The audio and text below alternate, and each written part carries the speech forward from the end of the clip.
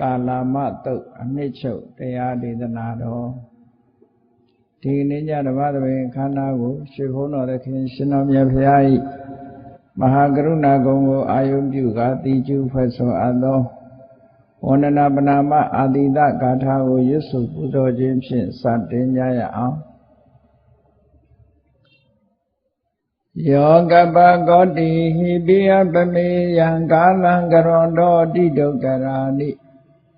ခေရံကတောလောကဟိတယာနာထောနမောမာကာရုဏိကတတတ္တ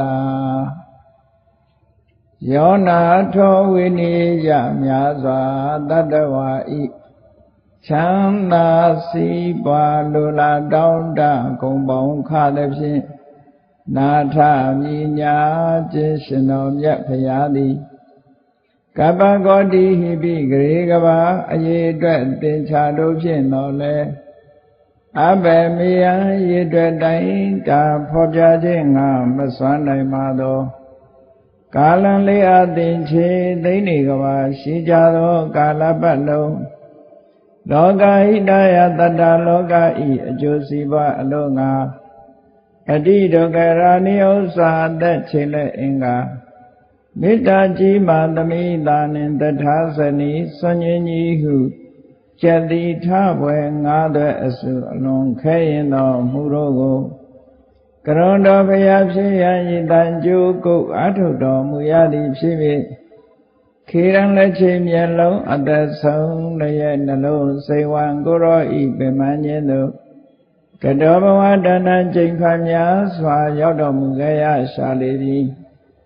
မဟာကရုဏီကတတ္တဝါများယင်ဝဲသားကဲ့သို့တနာချစ်ခင်မဟာကရုဏာရှင်ဖြစ်တော်မူသော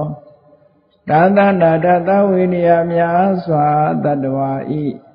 ချမ်းသာစီးပွားလိုလားတောင်းတဂုံပေါင်းခါသဖြင့်နာထမြညာထိုးရှင်တော်မြတ်ဖရာအား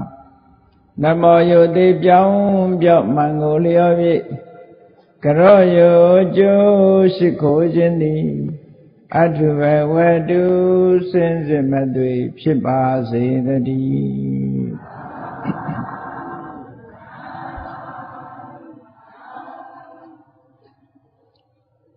ကာလမတုတ်အနှစ်ချုပ်ဒေသနာအင်္ဂုတ္တရနိကေမှာမြတ်စွာဘုရားသခင်ကိုရောမြတ်ကဟောကြားထားတဲ့သုတ္တန်တစ်ခုကိုကာလမတုတ်သို့မဟုတ်ကေတမௌဒ္ဒိတုတ်လို့ဒီလိုအမည်နှမျိုးဖြင့်ထင်ရှားတဲ့သုတ်ဒီတုတ်ဟောကြားထားတာရှိဒီသုတ္တန်နဲ့အလားတူတဲ့နောက်တစ်သုတ်လည်းရှိတယ်ဗတ္ထိယဆိုတဲ့မင်းသားတဦးကိုဟောထားတဲ့သုတ္တန်ဒီသုတ္တန်နဲ့အလားတူတဲ့သုတ္တန်တစ်ခုဒီကာလမသုတ်ဆိုတာတော့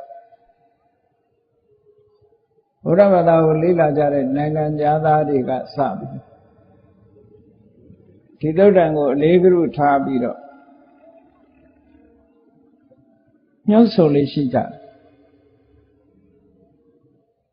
ဘာဖြစ်လို့တော့ဆိုဒီသုတ္တန်ကစဉ်းစားဉာဏ်ကိုဦးစားပေးပြီးတော့ဟောကြားထားတဲ့သုတ္တန်ဖြစ်တယ်နောက်ဆုံးမှာဘာသာဝါဒတွေကိုညှင်းပယ်တဲ့ကွန်မြူနစ်ဝါဒီတွေကတောင်မှဒီသုတ္တန်ကိုသူတို့ကလက်ဆုပ်လက်ကင်ပြုပြီးတော့ပြောဆိုလေးရှိကြတာတွေ့ရသို့တော်လည်းထိုပြောဆိုမှုတွေဟာဘုရားမြတ်စွာရဲ့အာဘော်မကြဘူးပေါ့ဒါကြောင့်သုတ္တန်ကိုတလွဲအသုံးချတာမျိုးတွေလည်းရှိနိုင်တယ်မြတ်စွာဘုရားရဲ့ရည်ရွယ်ချက်အစစ်ကိုနားလည်ဖို့ဓမ္မအရေးကြီးပါတယ်အဲ့တော့ဒီသုတ္တန်ကိုကာလမသုတ္တန်လို့တော်တော်များများသိနေကြတာဒီသုတ္တန်နဲ့ပတ်သက်ပြီးတော့ဘု ဘုရားမြတ်စွာကဆွဆုံးမခြင်းခံရတဲ့ပုဂ္ဂိုလ်တွေကကာလမလူမျိုးတွေကာလမအမျိုးသားတွေပဲသို့တော့ဒီသုတ်တံဟောတဲ့နေရာကတော့ကေသမုဒ္ဒဆိုတဲ့ဏိဂုံးရွာကြီးမှာဟောတာ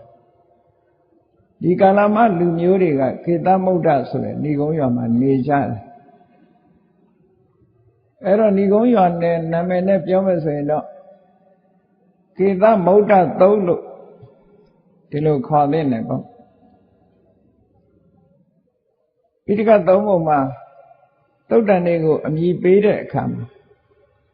မြတ်စွာဘုရားကိုယ်တော်တိုင်ကအမည်ပေးခဲ့တဲ့သုတ်တွေရှိတယ်သို့တော့ဘုရားကိုယ်တိုင်အမည်ပေးခဲ့တဲ့သုတ်ကအမတန်နည်းတယ်နောက်ပိုင်းမှာသံဃာနာဆရာတွေကနေပြီးတော့မှတ်လို့သားလို့လွယ်အောင်ဟောကြားရာဌာနကိုရည်ညွှန်းပြီးတော့လည်းပဲသုတ်တန်တွေရဲ့နာမည်ကိုပေးတယ်ဒီသုတ်တန်တွေထဲမှာအဓိကဥတည်ပြီးတော့ဟောတဲ့ပုဂ္ဂိုလ်ရဲ့နာမည်နဲ့လည်းသုတ်တန်တွေကိုအမည်ပေးခဲ့တယ်ထိုသုတ်တန်ထဲမှာပါတဲ့အကြောင်းအရာတရားရပ်ကိုဖော်ညွှန်းပြီးတော့လည်းသုတ်တန်ရဲ့နာမည်ကိုပေးကြအခုဒီကာလမသုတ်တန်ဆိုတာမြတ်စွာဘုရားကိုယ်တိုင်ကအမည်ပေးခဲ့တဲ့သုတ်တန်တော့မဟုတ်ဘူးဒါကြောင့်မို့လို့ဒီသုတ်တန်ရဲ့နာမည်ကနာမည်အမျိုးမျိုးဖြစ်လာ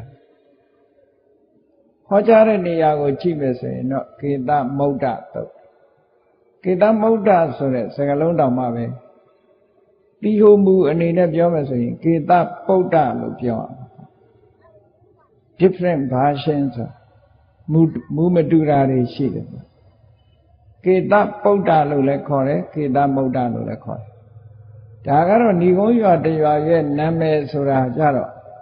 ဘယ်ဟာအမှန်လို့ပြောရတော်တော်ခက်တယ်တရားသမိုင်းကြောင့်နဲ့ပတ်သက်လာဘာလို့ဆိုသမိုင်းဆိုတာမှတ်တမ်းတင်တဲ့အခါမှာ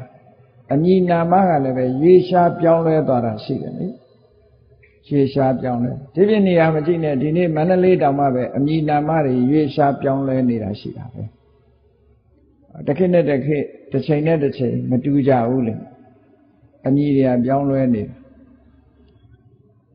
ဘုန်းကြီးတို့ငယ်စဉ်ကာလကဒီနားမှာနေတာရှမ်းဝိုင်းလို့ဒီရက်ကိုခေါ်ကြတာပေါ့နော်သို့တော်လည်းအခုတော်တော်များများရှမ်းဝိုင်းလို့သိမသိကြရှမ်းဝိုင်းလို့သိမသိကြတဖြည်းဖြည်းညီနာမဆိုတာပြောင်းသွားဟို42လမ်းပတ်ဝန်းကျင်နာ84လမ်းပတ်ဝန်းကျင်ရှေးတုန်းကရဟိုင်းစေးလို့ခေါ်တယ်ရွာဟိုင်းစေးအခုဒီကနေ့ကျတော့မန်းမြို့စေးဖြစ်နေရဟန်းစေးလို့ပြောရင်လူကသိမသိတော့ဘူးမန်းမြို့စေးလို့ပြောမှခုခေတ်လူကသိပြန်ဒါမင်းတို့မင်းကြီးလက်ထက်တုန်းကနာမည်တွေလည်းပဲခုချိန်ပြောင်းသွားတာတွေရှိမှာပေါ့အဲ့တော့ခေတ်ကာလအလိုက်နာမည်တွေဟာမျိုးမျိုးပြောင်းလဲပြီးတော့နေတာဖြစ်လို့ဒီဏိဂုံးရွာကိုကေသပုဒ္ဒလို့ခေါ်တာလားကေသမုဒ္ဒလို့ခေါ်တာလားဆိုတာဒါအရေးမကြီးတဲ့အချက်တစ်ခုပဲပေါ့နော်အဲ့တော့ကေသမုဒ္ဒလို့ခေါ်ခြင်းခေါ်ကေသပုဒ္ဒလို့ခေါ်ခြင်းခေါ်ဒီနာမည်ဟာဏိဂုံးရွာရဲ့နာမည်မြတ်စွာဘုရားသခင်ကိုရောမြတ်တရားဟောခဲ့တဲ့ဒီသပဲလို့ဒီလိုပဲမှတ်တမ်းတရားတို့တော့ဒီကနေ့ခေတ်သတ္ထသံဃာနာပါဠိတော်မှာနာမည်တတ်ထားတာကိုကေသမုဒ္ဒိသုတ်လို့နာမည်တတ်ထားတယ်ဏိဂုံးနာမည်ကကေသမုဒ္ဒဘာဖြစ်လို့ကေသမုဒ္ဒိဆိုတဲ့နာမည်နဲ့သုံးရတယ်လဲလို့ဆိုတဲ့အခါကာလမလူမျိုးတွေကိုရည်ညွှန်းတဲ့အခါကေသမုဒ္ဒိယာကာလမကေသမုဒ္ဒဏိဂုံးမှာနေကြတဲ့ကာလမလူမျိုးတွေလို့တခြားနေရာမှာနေတဲ့ကာလမလူမျိုးတွေကရှိကောင်းရှိနိုင်သေးတာဟုတ်ဒါကြောင့်မလို့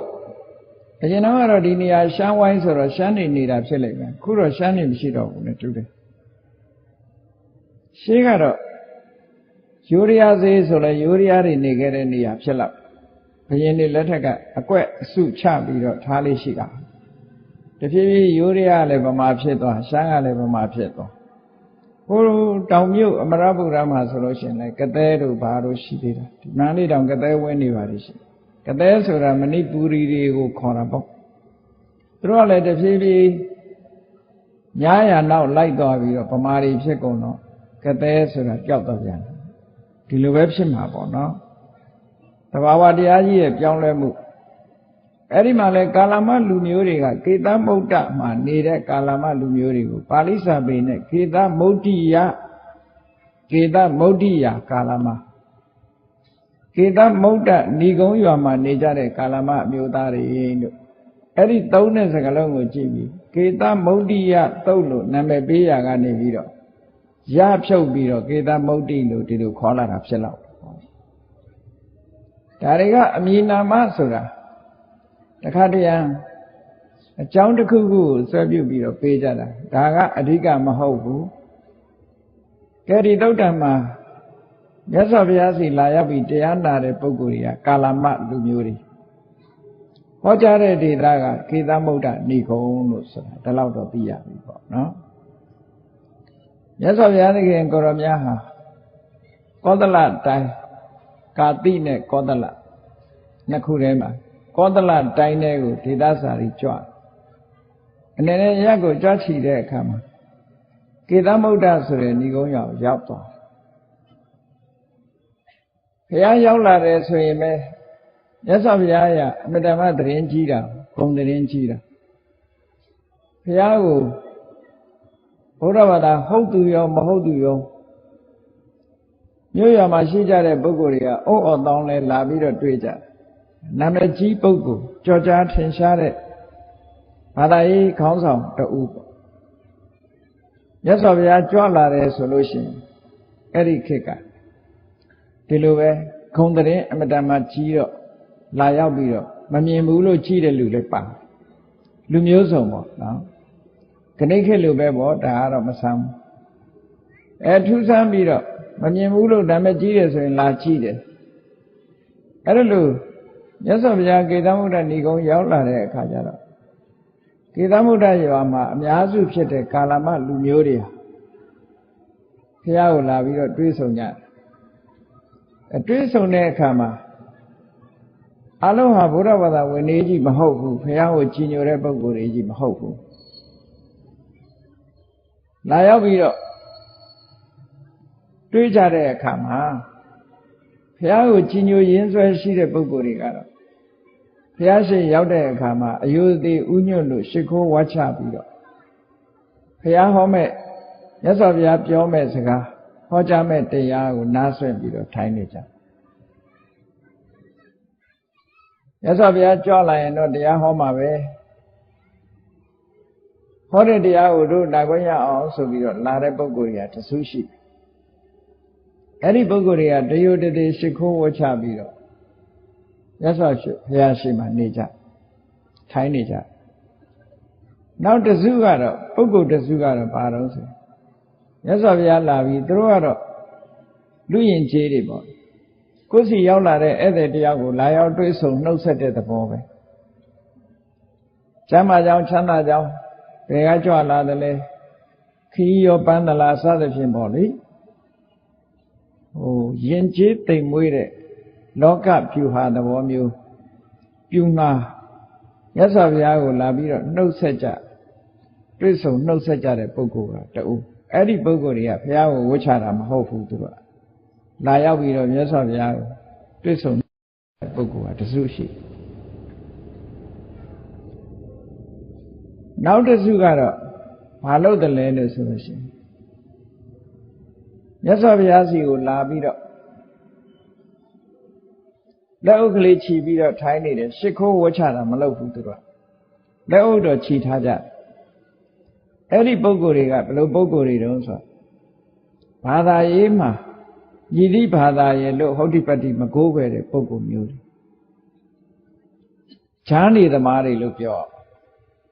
ဘယ်လိုဈာနေကြတာတုံးဆိုသူတို့ကအကြံနဲ့လက်အုပ်ခြီးတဲ့ပုဂ္ဂိုလ်မျိုးတွေတခြားဘာသာဝင်တွေရဲ့ပြစ်တင်ကြဲမှုကိုလည်းသူတို့ကြောက်တယ်ဘုရားဘာသာဝင်လို့လည်းနာမည်မခံရဘူးပေါ့ဘုရားကိုမလေးစားလို့ပြစ်တင်ခံရမှာကိုလည်းသူတို့ကကာကွယ်ဖို့ဆိုတဲ့အနေနဲ့လုပ်တာသူတို့ရဲ့စိတ်ကူးကဘာတော့ဆိုရင်ဟေးဒီလောက်ဂုံတရင်ကြီးတဲ့ဂေါတမဘုရားကြွလာတာဘာဖြစ်လို့မင်းတို့အယုသေးမပေးတာတော့ဟာဒီမှာကြည့်ပါလားတို့လက်အုပ်ချီထားတာပဲယူသေးတာပေါ့ဘုရားဟောဒီလိုပြော တခြားဘာသာဝင်တွေကမင်းတို့ဘာလို့ဂေါတမဗုဒ္ဓကိုရှ िख ိုးရတာလဲလို့ဆိုရင်ဟာလက်ဥချီတာရှ िख ိုးတာမှမဟုတ်တာဟောအဲ့ဒါလို့စိတ်ကူးနဲ့လက်ဥချီထိုင်းနေတဲ့ပုဂ္ဂိုလ်ကလည်းတစုပါလာတယ်အဲ့ထက်ဒါမို့လူမျိုးစုံလို့ပြောတယ်နော်နောက်တစ်စုကတော့ဘာလို့တုံးဆိုရင်ဘုရားနာမရောက်အောင်ရှေ့တိုးလာပြီးတော့ဘာပြောတော့ဆိုတပည့်တော်ကအနွယ်ကဘသူပါဘုရားနာမည်ကဘသူပါဘုရားနဲ့လူချားထဲမှာကျဲကျဲနဲ့လျှောက်တယ်ကိုယ်ကိုဖော်ထုတ်ပြီးတော့လျှောက်တဲ့ပုဂ္ဂိုလ်အဲ့ဒီပုဂ္ဂိုလ်တွေကလူစုလူဝေးရောက်လာတဲ့အခါမှာအခွင့်အရေးယူကြတာပေါ့လူတို့ပိဋကစုဆုံးမိနေတဲ့အချိန်သူဘသူပါဆိုတာသိအောင်လို့ခုခေတ်စကားနဲ့ပြောရင်ဆိုမန္တတိုင်တက်တဲ့ပုဂ္ဂိုလ်တွေပေါ့နော်သူကဘသူပါတစ်ချိန်တုန်းကသူတို့ကထင်ရှားခြင်းထင်ရှားခဲ့မယ်အဲ့ဒီအချိန်မှာတိမ်မြုပ်နေလူကသိပြီးတော့မသိကြမသိတာကိုလူသိခြင်းလို့ထင်ပေါ်ကြော်ကြားခြင်းလို့ဘုရားရှိခိုးသူတို့ကလျှောက်တယ်တပည့်တော်ကဘယ်အမျိုးအနွယ်ကပါတပည့်တော်ရဲ့နာမည်ကဘသူပါနဲ့ဆိုပြီးတော့လူချားထဲမှာလူသိထင်ရှားဖြစ်အောင်ကြိုးစားကြတဲ့ပုဂ္ဂိုလ်မျိုးအခွင့်အရေးသမားမျိုးတွေလည်းပါတယ်တဲ့အဲ့ချင်းနောက်ဆုံးတစ်စုကတော့မြတ်စွာဘုရားစီရောက်ပြီးတော့ဒီတိုင်းပဲဘာမှလည်းမလျှောက်ဘူးကျမ်းမာကြောင်းချမ်းသာကြောင်းလည်းမမေးဘူးမုတ်တုတ်ထိုင်းနေတဲ့လူတစ်စုကလည်းပါသေးတယ်ဟောမြတ်စွာဘုရားကြွလာလို့လာရောက်တွေ့ဆုံကြတဲ့ပုဂ္ဂိုလ်တွေကအဲ့လို၅မျိုးရှိလာတယ်ပေါ့နော်ဒီလိုအခြေအနေပရိသတ်မြတ်စွာဘုရားကိုလာရောက်တွေ့ဆုံကြတဲ့ပရိသတ်တွေတဲ့ခေါင်းဆောင်ပြီးတော့လာတဲ့ကာလမမျိုးသားတွေကမြတ်စွာဘုရားကိုလျှောက်တယ်အရှင်ဘုရားတဲ့တပည့်တော်တို့စီတမနာဗြဟ္မဏတွေဘာသာရေးဆရာတွေရောက်ပြီးတော့လာကြတယ်တဲ့ရောက်မှာပေါ့ကေသမုဒ္ဒဆိုတဲ့ဏီကုံကြီးကသူကပါဠိတော်မှာတော့ဖော်ပြမထားပေမဲ့အထက်ကထာကနေပြီးတော့သူပဲဒီဏီကုံရွာကြီးကဘယ်နေရာမှာရှိတယ်ဆိုတဲ့ location ကိုဖော်ပြထားတာရှိတောကြီးတစ်ခုကိုဖြတ်တန်းသွားမဲ့အဝမှာကေသမုဒ္ဒဏီကုံရွာကြီးရှိတာတောကြီးတစ်ခုကိုဖြတ်ရတော့မယ်ဆိုရင်အဲ့ဒီရွာမှာစခန်းချရိတ်ခါတွေပဲဖြည့်တင်းပြီးတော့မှဟိုဘက်တောဘက်ကိုဖြတ်တောကြီးကိုဖြတ်တန်းလာတဲ့ပုဂ္ဂိုလ်တွေကလည်းကေသမုဒ္ဒမှာစခန်းချပြီးတော့မှရှေ့ခီးဆက်ကြမှာဟုတ်အဲ့တော့စခန်းအမတန်ကောင်းတဲ့နေရာလို့ဒီလိုပြောအဲ့တော့ခုခေတ်အမြင်နဲ့တော့မကြည့်နဲ့ပေါ့ရှေးတုန်းကတော့မြင်းနဲ့ဆင်းနဲ့ဒီလိုသွားခြင်းသွားကြမယ်ယထာနဲ့သွားကြမယ်လှဲနဲ့သွားကြခုလိုကားနဲ့မြန်ဆန်ဆန်သွားလို့မရကုန်းကြောင်းသွားတာရှိတယ်အဲ့လိုသွားတဲ့ပုဂ္ဂိုလ်တွေကတောအုပ်ကြီးတစ်ခုကိုဖြတ်ရတယ်ဆိုတာအစာရေစာတို့အန္တရာယ်တို့ကာကွယ်မှုတွေပြင်ဆင်ပြီးတော့မှသွားကြရတာကိုဘာသာရေးတရားဟောပြောတဲ့ပုဂ္ဂိုလ်တွေဘာသာရေးဝါဒများပြားလာတဲ့ခေတ်ခါကာလမှာဘာသာရေးယူဆရှိတဲ့ပုဂ္ဂိုလ်တွေအားလုံးကိုတမနာဗြဟ္မဏလို့တမနာခိုင်းနဲ့ဗြဟ္မဏခိုင်းအိန္ဒိယမှာထွန်းကားခဲ့တဲ့ဘာသာခိုင်းနှစ်ခုဥတည်ပြီးတော့ဒီလိုပြောသူတို့ကလည်းရောက်လာလို့ရှိရင်ကေသမုဒ္ဒိမှာကေသမုဒ္ဒဆိုတဲ့ဏီကုံရွာမှာစခန်းချပြီးမှတောကိုဖြတ်တောအုပ်ကြီးကိုဖြတ်တောအုပ်ကြီးဖြတ်လာတဲ့ဘာသာရေးသမားတွေကလည်းပဲတောအုပ်ကြီးဖြတ်တန်းလာလို့ပင်ပန်းလာတော့ကေသမုဒ္ဒမှာပဲစခန်းချကြစခန်းချပြီးတော့ဘာလုပ်တုံးဆိုရင်တရားဟောကြတာပေါ့ကိုယ်ယူဝါဒကိုကိုဟောပြောသွားကြအဲ့ဒါလိုဟောပြောတဲ့အခါမှာတုံးတဲ့သူကအမတမဆန်းကျင်တဲ့အကြောင်းအရာတွေဟောကြတာတချို့ဘာသာရေးဆရာတွေကဟောသွားတယ်တမလွန်လောကဆိုတာမရှိပါဘူးသေပြီးတာပဲမင်းတို့သေပြီးတဲ့နောက်မှာဘာမှမရှိဘူးကုသိုလ်ကံအကုသိုလ်ကံရဲ့အကျိုးတရားဆိုတာလည်းမရှိဘူးဆိုတဲ့အလုံးကိုကံကံဤအကျိုးကိုညှင်းပယ်ပြီးတော့ဟောပြောသွားတဲ့ပုဂ္ဂိုလ်တွေလည်းရှိတချို့ပုဂ္ဂိုလ်တွေကြတော့ပါလဲဆိုအကုသိုလ်ဆိုတာရှိမှမရှိတာမရှိသည့်အတွက်ကြောင့်အကုသိုလ်လုပ်လို့မရဘူးတဲ့အကုသိုလ်ဆိုတာလုပ်လဲအကုသိုလ်မရှိသည့်အတွက်ကြောင့်လုပ်လို့မရဘူးလို့ဒီလိုဟောပြောသွားတဲ့ပုဂ္ဂိုလ်တွေလည်းရှိနောက်တဲ့အုပ်စုတစ်ခုလာတဲ့အခါကျတော့ ဓမ္မလောကဆိုတာရှိတယ်ကုသိုလ်ကံအကုသိုလ်ကံတွေရဲ့အကျိုးတရားဆိုတာလည်းရှိတယ်ကုသိုလ်ကံအကုသိုလ်ကံဆိုတာလည်းလုံးလို့ရတယ်အကျိုးတရားဆိုတာလည်းရှိတယ်လို့ဟောပြောပြီးတော့သွားအဲ့တော့ကိတ္တမုဒ္ဒကလူတွေကဘာသာတရားတွေအမျိုးမျိုးနားနေရတဲ့အခါသူတို့ဘာဖြစ်လဲလဲဆိုတန်တရားတွေဖြစ်ပွားတာပေါ့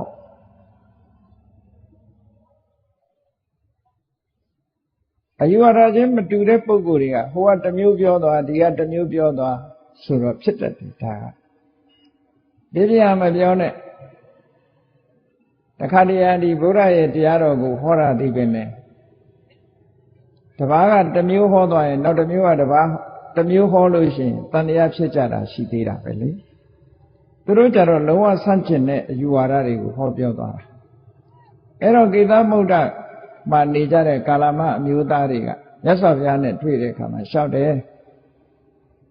ရှင်ဘုရားတဲ့တပည့်တို့ကိတ္တမုဒ္ဒမှာ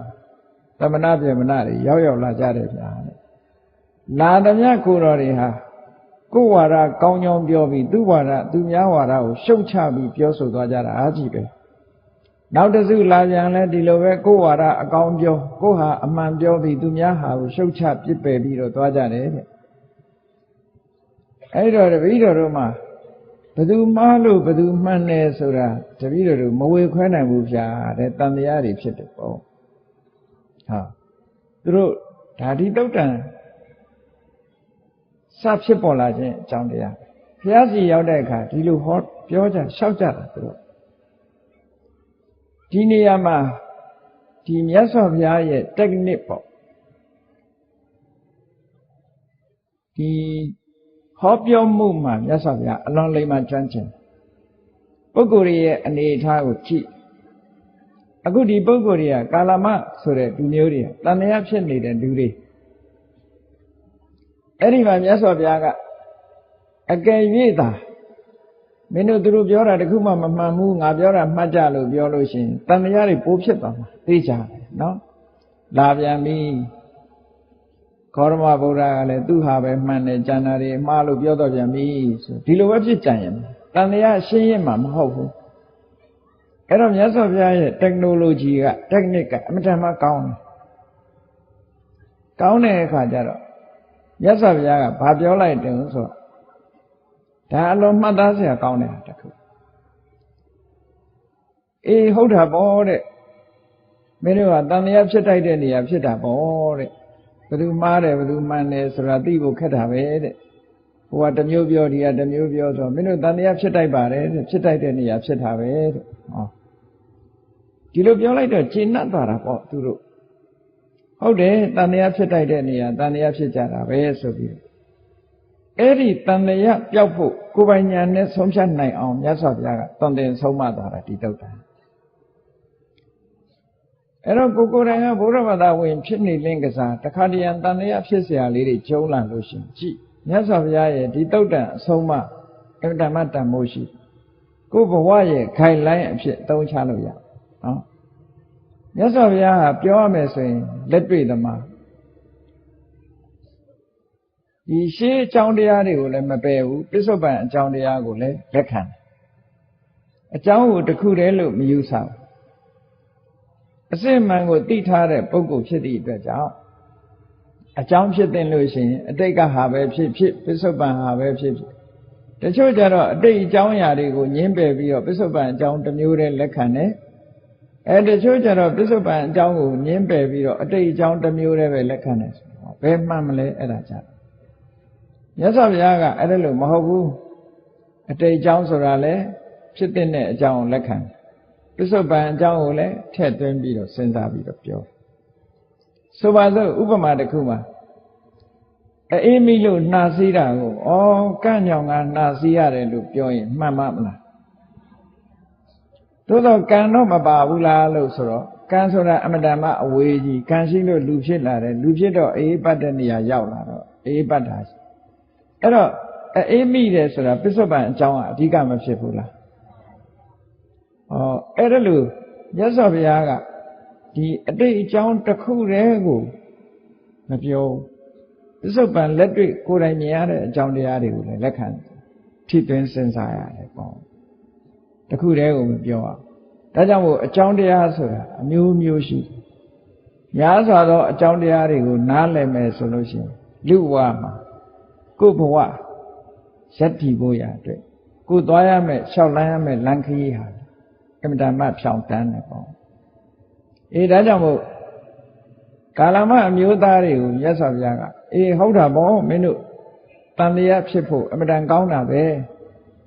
တန်တရားဖြစ်ထိုက်တဲ့နေရာမှာတန်တရားဖြစ်တာပဲလို့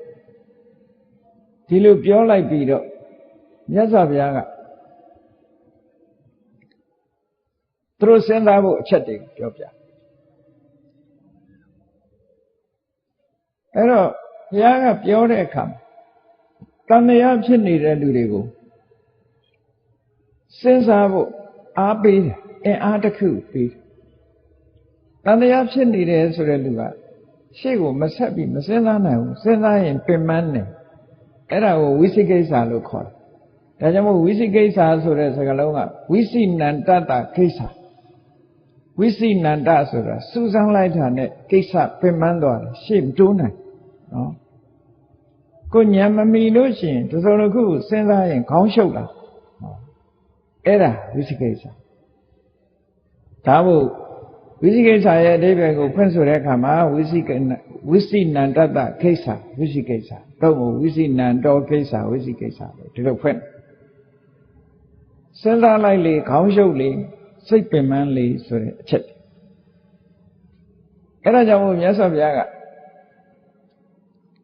သူတို့ရှုပ်ထွေးနေတဲ့အကြောင်းအရာတွေမကဘူးလောကမှာရှုပ်ထွေးစရာအကြောင်းတွေအများကြီး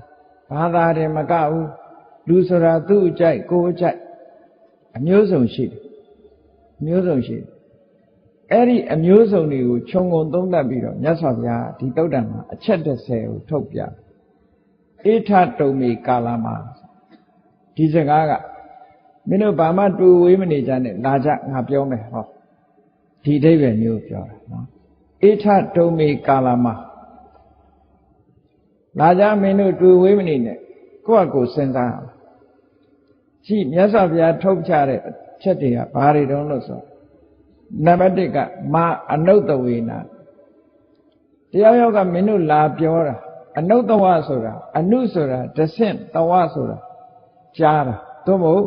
တယောက်ကလာပြီးတော့ပြောတဲ့စကားကိုအနုတ္တဝလို့ခေါ်တယ်လောကမှာတဆင့်စကားဆိုတာတွေနဲ့ပဲလူတွေဟာလက်ခံပြီးယုံကြည်နေကြတာလေအရာထဲမှာပူပေါ်တာပေါ့ gossip ဆိုတာလေဟိုအိမ်ကဟိုအိမ်လဲပြောဒီအိမ်ကဒီအိမ်လဲပြောဟိုရက်ွက်ကဒီရက်ွက်လာပြောနေဘာတဲ့ညာတဲ့နဲ့ဆိုတာဒါမျိုးတွေအများကြီးရှိတာပေါ့နော်အကြောင်းအရာတစ်ခုကိုလာပြီးတော့ပြောတယ်အဲ့ဒါကိုအနုတ္တဝလို့ခေါ်တယ်တနည်းအားဖြင့်ပြောမယ်ဆိုရင်ဂျာနယ်နဲ့ပါတာမဂ္ဂဇင်းနဲ့ပါတာနဲ့တလောတောင်ပါလိုက်သေးတယ်မဟုတ်လားတောက်တဲ့ကြီး3ပေဆိုတာတောက်တဲ့3ပေဆိုတာမကြောက်ဘူးနော်အဲ့တော့အဲ့ဒီမှာအနုတ္တဝဆိုတာဒါမို့အနုတ္တဝကိုအင်္ဂလိပ်လိုပြန်တဲ့အခါကျတော့ report လို့ပြန် report လုပ်တယ်ပေါ့တစုံတစ်ယောက်ကနေကိုယ်လာပြီးတော့ report လုပ်တယ်သတင်းပေးတယ်အဲ့ဒါနဲ့လည်းအမှန်လို့မဆုံးဖြတ်နဲ့တဲ့မြတ်စွာဘုရားကြည့် report တွေကိုလည်းအမှန်မယူနဲ့ဂျာနယ်ထဲပါတယ်သတင်းစာထဲပါတယ်ဟိုထဲပါတယ်ဒီထဲပါတယ်ဟိုလူကပြောသွားတယ်ဒီလူကပြောသွားတယ်အမှန်မယူနဲ့တဲ့ဒီလိုဆိုလို့လားဘာဖြစ်လို့တော့ဆိုမှန်တာလည်းရှိခြင်းရှိမယ်မှားတာလည်းရှိခြင်းရှိမယ်ကိုယ်ဉာဏ်နဲ့စဉ်းစားအောင်လို့ဒီလိုဆိုလို့တာမြတ်စွာဘုရားဆိုလို့တာအဲ့ဒါကိုကွန်မြူနစ်သမားတွေကတော့ဓာရီအချက်တွေနဲ့အကုန်လုံးသူတို့ကဘာသာတရားတွေအကုန်လုံးပြစ်ပယ်ချင်တာနဲ့ဒီစကားလုံးတွေကိုသုံးပြီးတော့ဘာသာတရားတွေကိုအကုန်ပုတ်ခတ်သွားအဲ့ဒါတော့မမှန်ဘူးเนาะမြတ်စွာဘုရားရဲ့ဆိုလိုရေးအဓိပ္ပာယ်ကဘာလို့ဆိုမင်းသူများကလာပြီး report လုပ်လို့ရှိရင်အဲ့ဒါလေးတွေရပ်မနေနဲ့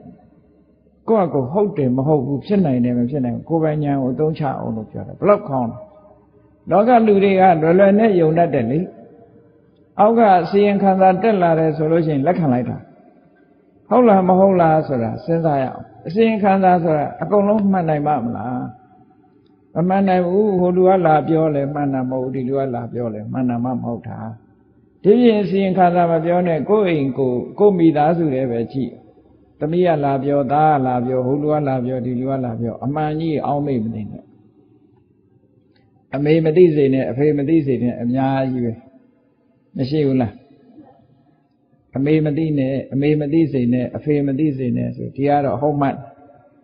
အဲ့ဒါကြောင့်မို့ report လေးနဲ့တင်ပဲကျင့်တတ်မနေနဲ့မြတ်စွာဘုရားဆိုလိုတာကအနုတ္တဝလို့ဆိုရယ်တစင်ကြားစကားလေးနဲ့တင်မှန်တယ်လို့မဆုံးဖြတ်နဲ့အောင်မှန်တာလည်းရှိတယ်မှားတာလည်းရှိတယ်ဟောမသေးကြဘူးလို့ပြောဒါအမှန်ပဲလေစဉ်းစားကြည့်ပေါ့အဲ့ဒါကိုဆိုလို့တယ်မာအနုတ္တဝေနနောက်တစ်ခုကတော့မာပရံပရာယပရံပရဆိုတာရှေ့ဘိုးဘွားဘီပင်လက်ထက်ကလေးကလှုပ်လာတဲ့အလုပ်တစ်ခု tradition လို့ခေါ်တယ်နော် tradition လို့ခေါ်တယ်မျိုးရိုးအစဉ်လာကနေပြီးတော့လောက်ကင်လာကြတယ်အဲ့ဒါဟာလေဒါတို့ဘိုးဘွားလက်ထက်ကလေးက tradition ပဲတို့ရဲ့ဓလေ့ထုံးစံပဲဆိုပြီးတော့လုပ်နေကြတာအဲ့ဒါကိုလည်းပဲမြတ်စွာဘုရားကဒါနဲ့အမှန်တရားကိုဆုံးဖြတ်လို့မရဘူးတဲ့ tradition ဆိုတာမှားတာလည်းရှိတယ်မှန်တာလည်းရှိတယ်အမှန်တရားကိုရှာဖွေတဲ့နေရာမှာဒါအသုံးမချ research လုပ်တဲ့အခါမှာဒါတွေနဲ့ research လုပ်လို့မရဘူးလို့ပြောတာအဓိပ္ပာယ်ကနော်အမှန်တရားကိုရှာခြင်းပြီဆိုလို့ရှိရင် tradition နဲ့မရှာနဲ့ရှာရင်မှန်တာရှိခြင်းရှိမယ်မှားတာရှိခြင်းရှိမယ်မသေးကြဘူးလို့ပြောတာ tradition ဆိုပါတော့ tradition ရဘုန်းကြီးတို့တခါတော့မက္ကဆီကိုနိုင်ငံကလာတဲ့မက္ကဆီကန်လူမျိုးတွေ30လောက်ဗမာပြည်ကိုရောက်လာသူတို့ကဗုဒ္ဓဘာသာတွေဖြစ်နေကြမက္ကဆီကိုဆိုတာခရစ်ယာန်အများစုကိုးကွယ်တဲ့စပိန်စကားပြောတဲ့နိုင်ငံအမေရိကန်နိုင်ငံသားကနိုင်ငံတက်နိုင်ငံပေါ့ဟောဒီကအမျိုးသားအမျိုးသမီးလူ30လောက်ရောက်လာကြပြီးတော့ဘုန်းကြီးတို့စီရောက်တော့မိကုန်းနေမေးကြတယ်မိကုန်းမေးတဲ့ထဲမှာမျိုးသမီးတယောက်ကဗာမေးတော့ဆိုသူမဟာမြတ်မုနိဖရာကြီးကိုသွားဖူးတယ်တဲ့မှန်တယ်ဖူးတဲ့အခါမှာခန္ဓာကိုယ်တိုင်နားလေးမှာအမျိုးသမီးမဝင်ရဆိုဆိုင်းဖို့ရှိတွေ့ကြပါလိမ့်မယ်နော်အမျိုးသမီးမဝင်ရဆိုတဲ့ဆိုင်းဖို့ရှိတယ်အင်္ဂလိပ်လိုရေးထားတာအဲ့ဒါမြင်လာတဲ့အခါသူ့စိတ်ထဲမှာမကြေမနပ်ဖြစ်တယ်တို့အမျိုးသမီးတွေကိုခွဲခြားဆက်ဆံတယ်ပေါ့အမျိုးသားတွေတော့ဝင်လိုက်ထွက်လိုက်လုပ်တယ်အမျိုးသမီးတွေတော့မဝင်ရဘူးဆိုဒါတို့ခွဲခြားဆက်ဆံတာဘုန်းကြီးနဲ့တွေ့တဲ့အခါမေးတာ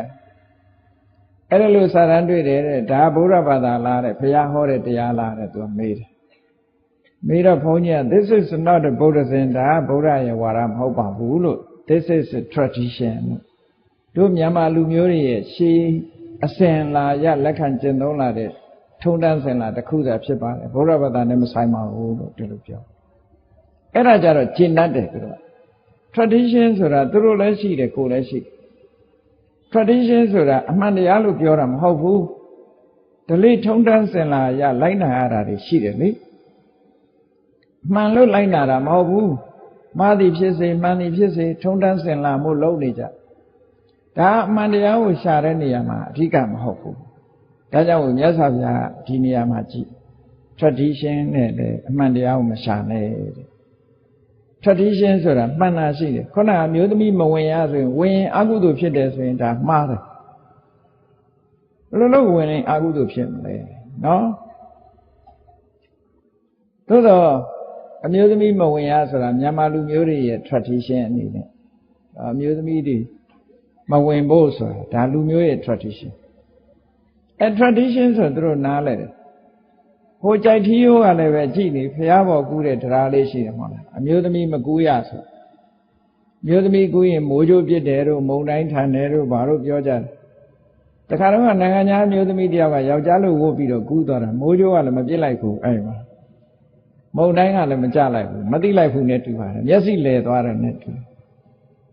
အကယ်၍ပြောတဲ့အတိုင်းမဖြစ်ရင်ဒါသိက္ခာကျအဲ့တော့ဘာမှပြောစရာမလိုဘူး guide တွေကိုပြောလိုက်တယ်မင်းတို့မပြောနဲ့အဲ့လိုဟိုဟာဒီဟာတွေရှောက်ပြီးနိုင်ငံသားတွေဆို tradition လို့သာပြော tradition လို့ပြောရင်ဒါပြီးတယ်ကိစ္စတစ်ခုသူတို့လည်းရှိတယ်ကိုယ်လည်းရှိတယ် tradition ဒါ tradition ပဲလို့ဒီလိုပဲပြောရအဲ့ဒါကြောင့်မို့ tradition ဆိုတာဟုတ်သည်ဖြစ်စေမဟုတ်သည်ဖြစ်စေအမှန်တရားကိုရှာရမယ့်ဟာမဟုတ်သည့်အတွက်ကြောင့်ရသော်ဘုရားက tradition နဲ့လည်းအမှန်တရားကိုမရှာနဲ့တဲ့အဲ့ဒီတင်လမ်းမဆုံးနဲ့ပေါ့ မှန်ကန်တဲ့ tradition ရှိတယ်မှားယွင်းနေတဲ့ tradition လည်းရှိတယ်ပေါ့ဒီလိုဆိုလိုတာနော်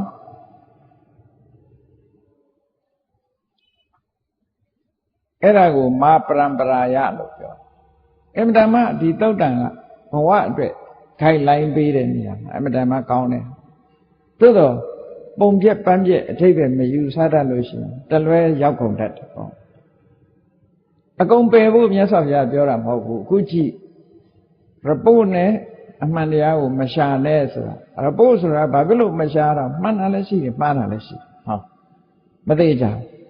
tradition နဲ့လည်းအမှန်တရားကိုမဆုံးဖြတ်နဲ့ tradition ဆိုတာမှန်တာလည်းရှိတယ်မှားတာလည်းရှိတယ်ဟောနောက်တစ်ခုကြတော့ဘာလို့ဆိုဣတိကိရယဣတိကိရဆိုတာဒီလိုတဲ့ဆိုတာ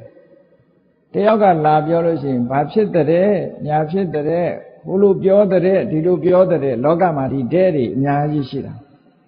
အဲ့ဒါကိုဟီယာစေလို့ခေါ်တယ်ကြားလာတာကိုလာပြောတာလေတစ်ဆင့်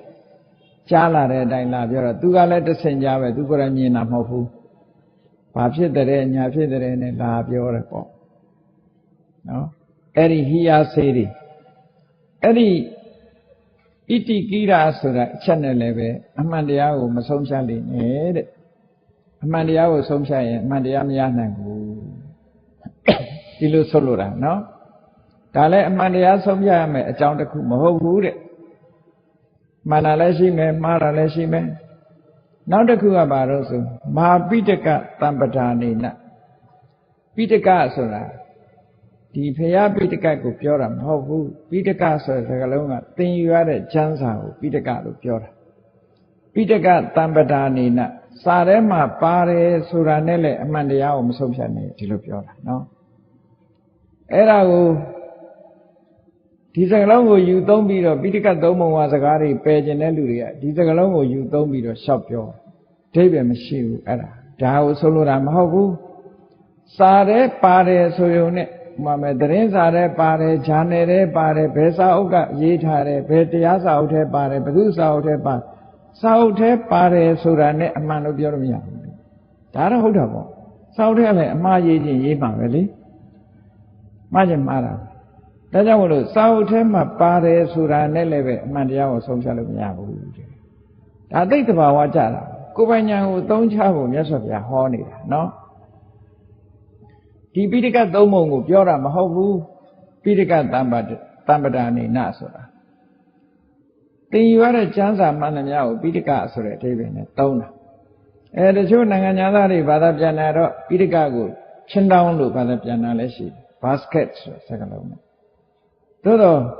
ချင်းတောင်းကိုသာပိဋကလို့ခေါ်တာမဟုတ်ဘူးသင်ယူရမယ့်စာပေတွေကိုလည်းပိဋကလို့ခေါ်တယ်အဲ့တော့သင်ယူထားတဲ့ကျမ်းစာနဲ့ကိုက်တယ်ဆိုရင်လည်းအမှန်တရားကိုမဆုံးဖြတ်နိုင်ရဲ့မှားခြင်းလည်းမှားမယ်မှန်ခြင်းလည်းမှန်မယ်ဒါရင်ရပ်မထားနဲ့ကိုယ်ပိုင်ညာနဲ့ဆင်ញင်စဉ်းစားဖို့လိုအပ်တယ်လို့ဒီလိုဆိုလိုတာနော်ဟောနောက်တစ်ခုကဘာတော့ဆိုမာတက်ကဟိတုတက်ကဆိုတာဒီကနေ့ logic ကိုတက်ကလို့ပြန်တက်ကဆိုတာကြောင်းကျိုးအောင်စီလျော်အောင်တွေးတောဆင်ញင်မှုတက်ကဗေဒနီးလို့ခေါ်တွေးခေါ်မျှော်မြင်တဲ့နီးစနစ်တစ်ခုကိုတက်ကဗေဒ logic လို့ခေါ်အဲ့ဒီ logic နီးနဲ့လည်းပဲအမှန်တရားကိုရှာလို့မမှန်နိုင်ဘူးတဲ့ဆုံးဖြတ်လို့မရဘူးလို့ဒီလိုဆိုလိုတယ်နော်လောကမှာတက်ကဗေဒနီးတွေအများကြီးရှိတယ်လေကြောင်းကျိုးဆင်ញင်တာပေါ့ကြောင်းကျိုးဆင်ញင်တာ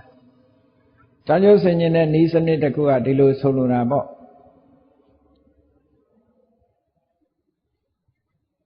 လူသည်သေမျိုးဖြစ်သည်ဥပသည်လူတယောက်ဖြစ်သည်ဒါကြောင့်ဥပသည်သေမျိုးဖြစ်သည်ဟောဒီလိုဆင်ញင်တာမျိုးကိုဆိုလိုတာပေါ့နော်ကြောင်းကျိုးဆင်ញင်ပြီးတော့ပြောတဲ့စကားအဲ့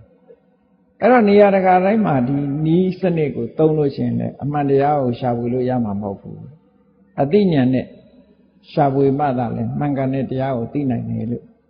ဒါကြောင့်မို့တက်ကဗေဒနီးနဲ့လည်းပဲအမှန်တရားကိုမဆုံးဖြတ်နိုင်နဲ့လို့မြတ်စွာဘုရားဟော သူတို့ပြောနေတဲ့တန်တရားတွေဟာတခုတည်းမကဘူးမြတ်စွာဘုရားလောကမှာရှိတဲ့တန်တရားဖြစ်ဖွယ်ရာတွေအကုန်ထုတ်ပြတာဒီမှာနော်နောက်တစ်ခုကဘာတော့ဆိုလို့ရှိရင်မာနယဟေတုနယဆိုတာနီးမိပြီးတော့ပြောတာအကြောင်းမြင်အကျိုးကိုပြောလို့ရတယ်အကျိုးမြင်အကြောင်းကိုပြောလို့ရတယ်အဲ့ဒါကို inference လို့ခေါ်တယ်အနုမာနလို့ခေါ်တယ်အနုမာနဆိုတာတဆင့်သိတာမှန်တာလည်းရှိတယ်မှားတာလည်းရှိတယ်အနုမာနဟိုဘက်ကနေပြီးတော့မိခိုးတွေထွက်နေတာမြင်တဲ့အခါကျတော့တောင်ရဲ့ဆိုပါစို့ရှားထဲမှာတောင်ကြီးရှိတယ်အဲ့ဒီတောင်ကြီးဟိုဘက်ကမိခိုးတွေထွက်နေတာမြင်တဲ့အခါကျတော့ဒီဘက်ကလူကမိခိုးမြင်တာနဲ့သူဘာပြောတော့ဟိုဘက်မှာမီးလောင်နေတယ်လို့ပြောလိုက်မီးလောင်နေတယ်လို့ပြောတယ်ဘာဖြစ်လို့လဲဆိုတော့မီးခိုးဆိုတာမီးကဖြစ်တာဟုတ်သူမြင်တာကမီးကိုမီးရဲ့အကျိုးတရားကိုသာမြင်တာအကျိုးကိုကြည့်ပြီးတော့အကြောင်းကိုလှမ်းပြောတာမီးကိုသူမမြင်ရဘူးဟုတ်ကဲ့အဲ့ဒါအမြဲတမ်းမှန်နိုင်သလားလို့ဆိုမီးကိုမြင်တာနဲ့မီးရှိတယ်လို့ပြောတာအမြဲတမ်းမှန်နိုင်သလားလို့ဆိုမမှန်ဘူးတခါတလေမီးထားစက်ကောင်းကလည်းမီးကိုထွက်သေးတာပဲမထွက်ဘူးလားမီးလောင်ပဲနဲ့လည်းမီးကိုထွက်တာရောမရှိဘူးလားရှိတယ်အဲ့တော့ဒါတွေကအနုမာနလို့ခေါ်တယ်အကြောင်းကိုကြည့်ပြီးတော့အကျိုးကိုကြည့်ပြီးတော့အကြောင်းကိုတွက်ဆအကြောင်းကိုကြည့်ပြီးတော့အကျိုးကိုတွက်ဆတခုပဲမြင်ရတယ်တစ်ပိုင်းပဲမြင်ရတယ်မြင်ရတာကိုကြံတာကိုမှန်းပြီးတော့ဆုံးဖြတ်တာကို inference လို့ခေါ်တယ်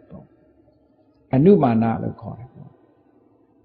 တစ်ဆင့်မှန်းဆပြီးတော့သိတဲ့အတိမျိုးအဲ့ဒါနဲ့လည်းအမှန်တရားဆိုတာသိလို့မရဘူးလို့ဒီလိုပြောတာနော်အဲ့တော့မြတ်စွာဘုရားကဟောတာတော့တကယ့်ကိုပစ္စကဉာဏ်ကိုဟောချင်တာပဲဒါကြောင့်မလို့ပစ္စကဉာဏ်မဟုတ်တဲ့ဟာတွေကိုတခုမှစိတ်မချရဘူးဆိုတာကိုမြတ်စွာဘုရားဟောဘာဖြစ်လို့လောကလူသားတွေကအမှန်တရားဆိုတာကိုဒါတွေနဲ့ပဲရှားနေကြတာဒါတွေနဲ့ပဲရှားဟောနောက်တစ်ခုကဘာလို့ဆိုအာကာရပရိဝိတကကြောင်းကျိုးဆင်ញင်ပြီးတော့သုံးသပ်ကြည့်အကြောင်းတရားကိုတွေးတောဆင်ញင်ပြီးတော့ကြည့်တာအဲ့ဒါလို့တွေးတောဆင်ញင်ပြီးတော့အတွေးအခေါ်တစ်ခုနဲ့အမှန်တရားကိုဆုံးဖြတ်ရင်ရောမှန်သလားလဲဆိုမမှန်ဘူးတဲ့ဒါလည်းပဲအမှန်တရားကိုဆုံးဖြတ်လို့မရဘူးလို့ဒီလိုဆိုလို့နောက်တစ်ခုကဒိဋ္ဌိနေစာနဲ့ခန္တိဒိဋ္ဌိဆိုတာကိုယ့်ရဲ့အမြင်ကိုဆင်ញင်စဉ်းစားလိုက်တဲ့အခါကျင့်တတ်เสียအဖြေတွေထွက်တယ်နော်ကိုယ့်အမြင်လေးကသဘောကျเสียရှိတယ်ကြောင်းကျိုးဆင်ញင်လို့ရတယ်ကိုက်ညီတယ်ကိုယ့်အမြင်ကသူများအမြင်တွေနဲ့လည်းကိုက်ညီတယ်ဆိုတော့ကျင့်တတ်เสียကောင်းတဲ့အမြင်ဆင်ញင်သုံးသပ်ပြီးတော့ကြည့်လို့ရှိရင်ဒါနဲ့ရောအမှန်တရားကိုဆုံးဖြတ်လို့ရလားလို့ဆိုမရဘူးတဲ့မြတ်စွာဘုရားအဲ့ဒါနဲ့လည်းဆုံးဖြတ်လို့မရဘူးလောကလူတွေကဆုံးဖြတ်နေကြတာဒါမျိုးတွေပေါ်မှာအခြေခံပြီးတော့ဆုံးဖြတ်ကြတာဟုတ်ဒါကြောင့်မို့လို့မြတ်စွာဘုရားဒီအချက်တွေနဲ့မဆုံးဖြတ်ဖို့ဒီသုတ်တံမှာဤစနစ်တစ်ခုပေးတာနော်နောက်တစ်ခုကဘာလဲလို့ဆိုလို့ရှိရင်မာဘဗ္ဗရူပတ္တဖြစ်နိုင်ခြေရှိတာ possibility လို့ခေါ်တယ်ဘယ်ကိစ္စဖြစ်လူတွေကပြောတယ်အေးဒါဖြစ်နိုင်တယ်နော်ဖြစ်နိုင်တယ်ဆိုတဲ့စကားနဲ့သူထဲမှာအကြောင်းအကျိုးဆင်ញင်မှုတော့ရှိတာပေါ့ဒါဖြစ်နိုင်တယ်လို့ပြောရတဲ့အရာတစ်ခုနဲ့လည်းပဲကိုကဖြစ်နိုင်တယ်လို့ပြောပြီးမှဖြစ်ချင်မှဖြစ်တာခါလေးကြဒါကြောင့်မို့ဒါနဲ့လည်းပဲအမှန်တရားကိုမဆုံးဖြတ်နဲ့တဲ့ဘဗ္ဗရူပမှတ်သားတိုက်တယ်ဖြစ်နိုင်ခြေရှိတယ်ဆိုတဲ့အချက်နဲ့လည်းပဲမှန်တရားကိုမဆုံးဖြတ်နဲ့တဲ့ဟောနောက်ဆုံးအချက်ကြတော့ဘာလို့ဆိုမာသမနောနောကရုတချို့ကလေးစားရတဲ့တို့ရဲ့ဆရာလေးစားရတဲ့ပုဂ္ဂိုလ်ကပြောသွားတဲ့စကားဒီသမဏဟာတို့ရဲ့ဆရာပဲဆရာပြောတာဆိုရင်မမှားဘူးလို့ဒီလိုသွားဆုံးဖြတ်လို့လည်းမရဘူးတဲ့အမှန်တရားကိုအဲ့တော့အသိဉာဏ်မပါဘဲနဲ့ဘယ်ချက်ကိုမှကိုယ့်ရဲ့ဆင်ញင်တုံတရားပစ္စကဉာဏ်မရှိဘဲနဲ့ဘယ်ဟာကိုမှအမှန်တရားလို့မဆုံးဖြတ်ရဘူးလို့ဆိုတာကိုမြတ်စွာဘုရားက ကာလမမျိုးသားတွေကိုဟောပေးတာဒီ10ချက်ပေါ့နော်အဲ့တော့နောက်ဆုံးချက်ကအဲ့ဒါမာသမနောနောကရုတဲ့အေးဆရာကြီးကတော့တို့ရဲ့ဆရာပဲသို့မဟုတ်တို့ရဲ့ဆရာတော်ကြီးကပြောသွားတာခုခေတ်ဆိုလို့ရှိရင်တို့ဘုန်းကြီးကပြောတာတို့ဥစဉ်ကပြောတာဆိုပြီးတော့လေတို့ရဲ့ဆရာသမားကပြောတာလို့ဆိုပြီးတော့လည်းပဲဒီမှာတင်လမ်းမဆုံးနေနဲ့လို့ပြောတာဟုတ်မဟုတ်စဉ်းစားအောင်ပေါ့ဒီလိုဆိုလို့တာမြတ်စွာဘုရားကမစဉ်းစားဘဲနဲ့လက်ခံတာကိုသဘောမကျဒါကတာမန်သာပြောတာတခြားသုတ်တံမှာဆိုရင်ဝိမန္တကသုတ်တို့ဘာလို့ဆိုရင်မြတ်စွာဘုရားကငါ့ကိုမင်းတို့စုံစမ်းကြစမ်းစူးစမ်းကြစမ်းလေးလာကြစမ်းငါပြောတဲ့အတိုင်းငါ့ပေါ်မှာမယုံညံ့ဟောဖိတ်ခေါ်တာဟာမြတ်စွာဘုရားတစ်ပါးပဲရှိတယ်နော်ငါ့ကိုမင်းတို့စူးစမ်းဆင်ခြင်ကြလေးလာကြည့်ကြကာယကံဝစီကံနဲ့ပတ်သက်ပြီးလေးလာကြည့်ရှင်းနှမ်းလောက်ရဲ့လားရှင်းနှမ်းလောက်မှလက်ခံဟောအေးဒါကြောင့်မလို့ကိုယ်ပိုင်ဉာဏ်ကိုဦးစားပေးပြီးတော့ဆုံးမသုံးသင်နေရှိတယ်မြတ်စွာဘုရားအခုပြောခဲ့တဲ့အချက်30ချက်နဲ့ချက်10ချက်နဲ့အမှန်တရားကိုဆုံးဖြတ်လို့မရဘူးလို့ကာလမအမျိုးသားတွေဘာဖြစ်လို့လဲဆိုတော့တန်တရားဖြစ်နေတဲ့လူတွေကိုလေတန်တရားဖြစ်နေတဲ့ပုဂ္ဂိုလ်တွေကိုမင်းတို့ဒီအချက်တွေနဲ့အမှန်တရားဆိုတာရှာလို့မရဘူးအမှန်တရားကိုဒီအချက်တွေနဲ့မရှာလေနဲ့ဒါဖြင့်ဘယ်အချက်တွေနဲ့ရှာရမလဲဒါကိုငါဘာကိုရည်ရွယ်ပြီးတော့ပြောတာတော့ဆိုလို့ရှိရင်မင်းတို့ကိုယ်တိုင်သိအောင်လုပ်ရမယ့်အချက်ကဘာလဲဆိုတဲ့အခါမှာကုသိုလ်လားအကုသိုလ်လားအပြစ်ရှိသလားအပြစ်မရှိဘူးလားပညာရှိသူတော်ကောင်းတွေကဲ့ရဲ့တဲ့ဟာလားချီးမွမ်းတဲ့အရာလားလက်တွေ့ကျင့်တော့လောက်ကင်ဆောင်ရမယ်ဆိုလို့ရှိရင်ကောင်းကျိုးချမ်းသာတွေမရဘဲနဲ့ဆင်းရဲဒုက္ခတွေကြုံနိုင်တဲ့အရာလားကောင်းကျိုးချမ်းသာတွေရနိုင်တဲ့အရာလားဒီအချက်တွေနဲ့ပဲကိုယ်တိုင်သိအောင်ကြိုးစားပါလို့ဒီလိုပြောတာနော်ဒါတွေကပို့ပြီးတော့အဓိကကျဒါတွေကပို့ပြီးတော့အဓိကကျဘယ်ကိစ္စပဲဖြစ်ဖြစ်အခုဗမာတွေလည်းရှိတယ်ဒါလောက်ကောင်းလားငရဲကြီးသလားနဲ့မေးကြတယ်နော်ငရဲကြီးလားမကြီးဘူးလားဆိုတာအကုသိုလ်ဖြစ်ရင်ငရဲကြီးတာပဲဒါငရဲကြီးတယ်ဆိုတာအကုသိုလ်မှန်သမျှအပေပုံကိုကြားစေနိုင်တာကိုကြားစေနိုင်တဲ့တတ္တိရှိတယ်ဒါပေမဲ့လို့ကြားရမယ်လို့ပြောတာမဟုတ်ဘူးကြားစေနိုင်တယ်လို့ပြောတာနော်မြတ်စွာဘုရားဟောတဲ့တရားကိုကပါဏာတိပါတောနိရယတံဝတ္တနိကောတိရိစ္ဆာနတံဝတ္တနိကောပေဒတံဝတ္တနိကောပါဏာတိပါဒအမှုသည်ငရဲ၌ဖြစ်စေနိုင်သည်တိရိစ္ဆာန်ဘုံ၌ဖြစ်စေနိုင်သည်ပြိတ္တာဘုံ၌ဖြစ်စေနိုင်ဖြစ်စေနိုင်သည်ဆိုတာနဲ့ဖြစ်ရမည်ဆိုတာနဲ့မတူဘူးဒီစကားလုံးကမတူဘူးပါဏာတိပါဒလောက်သမျှအကုန်ငရဲကြရမယ်လို့ဒီလိုဘယ်တော့မှမဟောဘူးနော်တကယ်လဲပါဏာတိပါဒလောက်တိုင်းအကုန်လုံးငရဲကြတယ်လို့ဒီလိုပြောတာမဟုတ်ဘူးအဲ့လိုဟောရင်မှားမှာပေါ့ဘာလို့လဲဆိုအခြားအခြေအနေတွေရှိသေးတယ်ပါဏာတိပါဒကငရဲကိုချစေတာမှန်တယ်သို့တော့ပါဏာတိပါဒကြောင့်ငရဲကိုဖြစ်စေနိုင်တာတိရိစ္ဆာန်ဘဝရောက်စေနိုင်တာပြိတ္တာမှန်နေတာသို့တော့အခြားအကြောင်းတရားတွေကိုထည့်စဉ်းစားဒါမို့လို့နိဂန္ဓချိန်ဖရာကဟောတဲ့အခါမှာယောပါဏမတိပါတိတိတတ္ဘောသောနိရိယံဥပပစ္စတိသူပြောတဲ့စကားလုံးက definite တေချာပေါက်ပြောလိုက်တာပါဏာတိပါဒလောက်သူတိုင်းဟာအပင်ငရဲကြမယ်လို့ဒီလိုဟောတာဟောအဲ့ဒါကိုမြတ်စွာဘုရားမမှန်ဘူးမကြရင်ဒုက္ခရောက်လိမ့်မယ်ခုခေတ်တောင်မှပဲကြည့်လေမင်းဒီလောက်ကိုလို့ရင်ခိုးမှုမင်းခိုးလို့ရှိရင်ထောင်ကြမယ်ဆိုလူတိုင်းထောင်ကြရဲ့လားမကြတဲ့လူတွေရှိတာပေါ့ဟုတ်တယ်မလားဒါစဉ်းစားဖို့ပြောပြတာလေအခြေအနေချင်းမတူဘူးလေတယောက်နဲ့တယောက်နဲ့တယောက်မတူကံတရားလည်းတူတူပဲအခြေအနေတွေပေါ်မှာမူတည်ရတယ်ကံလောက်ထားခြင်းတူပေမဲ့လို့မတူတဲ့အခြေအနေတွေကဘာတွေတုံးဆိုတော့လူနှစ်ယောက်ဟာအကုသိုလ်လောက်ထားခြင်းတူတယ်သို့တော့တယောက်ကအကုသိုလ်ပဲလုပ်တယ်ကုသိုလ်မရှိဘူးဆိုတဲ့လူတယောက်ရဲ့အကုသိုလ်တွေလည်းလုပ်တယ်အကုသိုလ်လည်းလုပ်တယ်ဆိုတဲ့လူတယောက်အကျိုးပေးတာကြောင့်မတူနိုင်ဘူးလေဒါမတူနိုင်လူတော်မှပြစ်မှုတစ်ခုကျူးလွန်တဲ့အခါမှာပိုက်ဆံရှိတဲ့လူနဲ့မရှိတဲ့လူကွာလားမကွာလားဒါလက်တွေ့ဟုတ်ကဲ့ပိုက်ဆံရှိရင် အပြစ်ကလွတ်သွားနိုင်တယ်ပေါ့သွားနိုင်မရှိရင်ပူဆိုးမယ်ဒါသဘာဝကိုပြောပြတာလေအဲ့ဒါတွေကိုထည့်စဉ်းစားရတယ်ကံတရားလည်းအဲ့တိုင်းပဲကံတရားဒီလိုဆိုရင်မျက်နှာလိုက်တာလားဆိုမျက်နှာလိုက်တာမဟုတ်ဘူး condition အခြေအနေတွေရှိတယ်အခြေအနေကောင်းတွေရှိတယ်သူအခြေအနေကောင်းတွေရှိရင်သက်တာတယ်အခြေအနေကောင်းမရှိရင်မသက်တာဘူးဒါမလို့အခြေအနေကောင်းအောင်လုပ်ရကိုယ့်နော်အေးအဲ့ဒါကိုကြည့်မြတ်စွာဘုရားဟောတဲ့တရားတွေကအမှန်တမ်းသဘာဝကျတယ်လေကဲပါဏာတိပါဒလုပ်ရင်ငရဲကြရမယ်လို့ဟောကြည့်ပါလားရှင်ကုလိမာလာငရဲကြရလားမကြဘူးလေနှစ်ပေါင်း90တခါတည်းရာဇဝသားတွေကိုခေါင်းဖြတ်တတ်လာတဲ့ဓမ္မဒါတိကခိုးသူတကြီးရောသေတော့ငရဲကြရလားမကြဘူးဘာလို့လဲဆိုအခြေအနေကောင်းမှမတူဘူးလေလွတ်သွားတဲ့ပုဂ္ဂိုလ်လွတ်တယ်မလွတ်တဲ့ပုဂ္ဂိုလ်မလွတ်ဘူးဒါတခြားအခြေအနေတွေကိုထည့်သွင်းစဉ်းစားရမယ်လို့သို့တော့မှတ်ရမှာကပါဏာတိပါဒသည်ငရဲကိုကြစေနိုင်တယ်ဒါမှနဲ့ဒါကတော့ definitely ပဲသေချာပေါက်ဟုတ်ကဲ့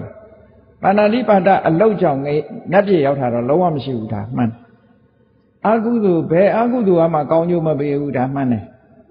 သို့တော့ဒီအကုသိုလ်ကသူအကျိုးပေးခွင့်ရချင်မှရမှာပေါ့ဒီလိုဆိုလို့တာအဲ့တော့လူတတ်လို့ငရဲပြည်မရောက်ဘဲနဲ့လူတတ်လို့ငရဲနတ်ပြည်ရောက်သွားတယ်လို့ဒီလိုတော့မတွက်လေနဲ့လူတတ်လို့ရောက်တာမဟုတ်ဘူးတခြားကုသိုလ်ကြောင့်ရောက်တာဒါကိုလည်းခွဲခြားသိဖို့လိုတယ်ဟုတ်ကဲ့လားအဲ့တော့ပါဏာတိပါဒအမှုကတော့ငရဲမှာကြားစေတာသိကြတယ်သို့တော့တခြားအခြေအနေကြောင့်သူကငရဲမကြဘဲနဲ့လွတ်ချင်လွတ်သွားမယ်ဟောဒီလိုဆိုလို့တာနော်အေးဒါကြောင့်ဘုရားဆောဘုရားကကြည့်စဉ်းစားရမှာတဲ့ဒီအလုပ်ဟာအပြစ်ရှိသလားမရှိဘူးလားကုသိုလ်လုပ်လားအကုသိုလ်လုပ်လားပညာရှိတွေချီးမွမ်းသလားပညာရှိတွေကဲ့ရဲ့သလားလက်တွေ့ကျင့်သုံးတဲ့အခါမှာကောင်းကျိုးချမ်းသာပေးသလားမပေးဘူးလားဒါပဲစဉ်းကျင်စဉ်းစားအဲ့ဒီအချိန်မှာစဉ်းစားလိုက်လို့အပြစ်ရှိတယ်အကုသိုလ်ဖြစ်တယ်ပြစ်ရှိတယ်ပညာရှိတွေကဲ့ရဲ့တဲ့အရာဖြစ်တယ်လက်တွေ့ကျင့်သုံးလို့ရှိရင်လည်းဒုက္ခရောက်နိုင်တယ်ဆိုတာကိုသိတာနဲ့တပြိုင်နက်ဖယ်လိုက်ပါတဲ့ဒါကိုမလုပ်ပါနဲ့လို့ပြောဟောအခုကိတူတွေကမကောင်းမှန်းတော့သိတယ်မှိတ်တုပ်နေတာအများကြီးလေဖယ်ပါကြတော့မဖယ်နိုင်ဘူးဟုတ်တယ်မလားရသော်ဗျာနောက်တစ်ခုဟောတယ်ကဲပညာရှိတွေချီးမွမ်းတယ်ကုသိုလ်လည်းဖြစ်တယ်အပြစ်လည်းကင်းတယ်ပညာရှိတွေလည်းချီးမွမ်းတယ်လက်ခံကျင့်သုံးဆောင်းတည်လိုက်လို့ရှိရင်လည်းကောင်းကျိုးချမ်းသာတွေကိုရတယ်လို့ဆိုတာသိတယ်သိရင်ချက်ချင်းကျင့်သုံးပါဆိုတော့လည်းမကျင့်သုံးနိုင်ဘူးလူတွေကတန်လန်းနေပဲနေတာပဲလေတချို့ရက်တော့တယ်မကောင်းမှန်းသိတယ်ဒါပေမဲ့တန်လန်းမယ်ဟုတ်ကဲ့ဒီလောကမကောင်းဘူးလို့သိတယ်သိပြီမယ်လို့တန်လန်းမယ်မပြတ်သားတဲ့သဘောမြတ်စွာဘုရားကအသိဉာဏ်နဲ့သိလာပြီဆိုရင်မကောင်းတာဆိုရင်ချက်ချင်းဖယ်ကောင်းတာဆိုရင်ချက်ချင်းပြောင်းလဲပြီးကျင့်သုံးပါလို့ဒီလိုပြောတယ်တချို့ဘာသာဂျားတွေမှာဘုရားဘာသာကောင်းတယ်ဆိုတာသိတယ်သို့သောဘုရားဘာသာကောင်းတော့မင်းတို့လုပ်ပါလားဆိုမလုပ်နိုင်ဒီလိုလဲရှိတာပဲနော်မြတ်စွာဘုရားက